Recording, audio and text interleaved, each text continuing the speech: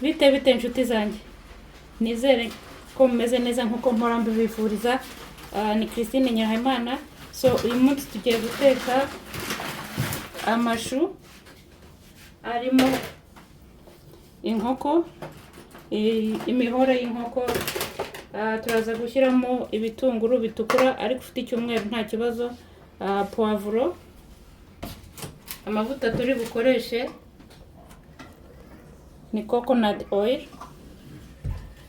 Turaza gushyiramo sauce tomate, spaghetti sauce, ako ushobora gushyiramo inyanya, njye ntazo mfite. So turaza gushyiramo macaroni.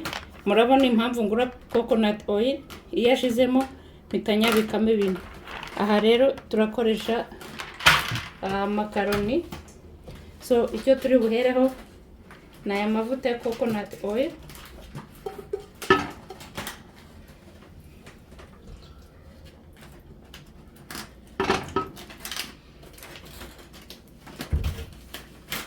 Ibyo mwumva bisakuza inyuma yanjye n'umuhungu wanjye urimo araorganiza mu kabati. So désolé. Turahera ku mihore y'inkoko.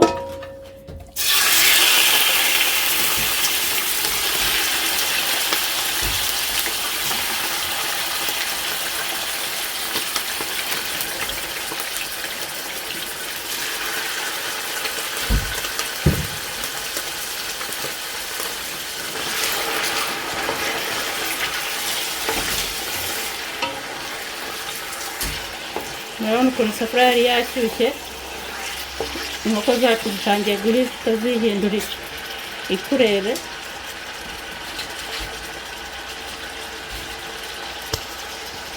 Aha niho tugiye gushyiramo za poivro.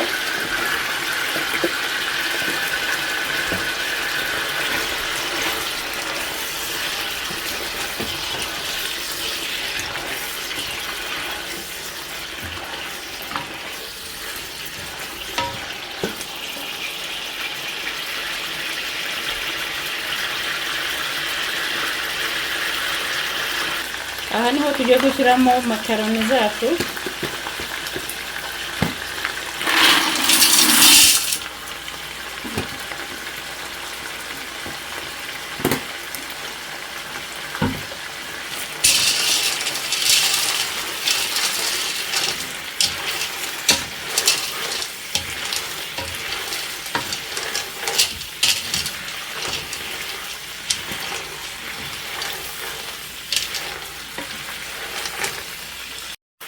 Umwanya wo gushyiramo amashu.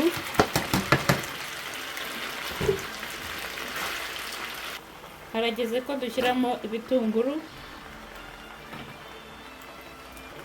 So harageze ko dushyiramo igice cya sauce tomate, kuko turi bushyiremo na spaghetti sauce. Ariko udafite spaghetti sauce washyiramo inyanya nta kibazo.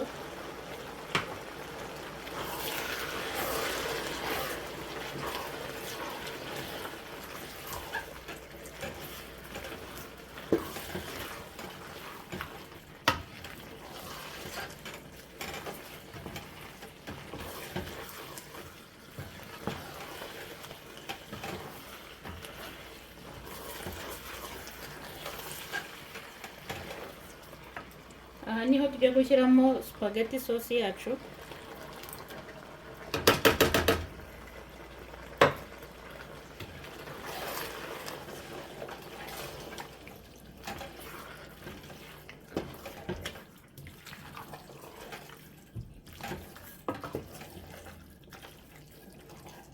Murabona amazi nabijije hano, niyo tugiye guhita dushyiramo hano.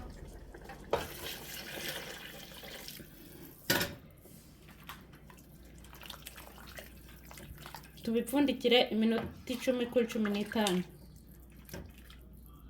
Okay guys, murabona ukuntu bisa neza. Inkoko, imihore y'inkoko, amashu ariko yo yahiye cyane ntagaragaramo. So na macaroni.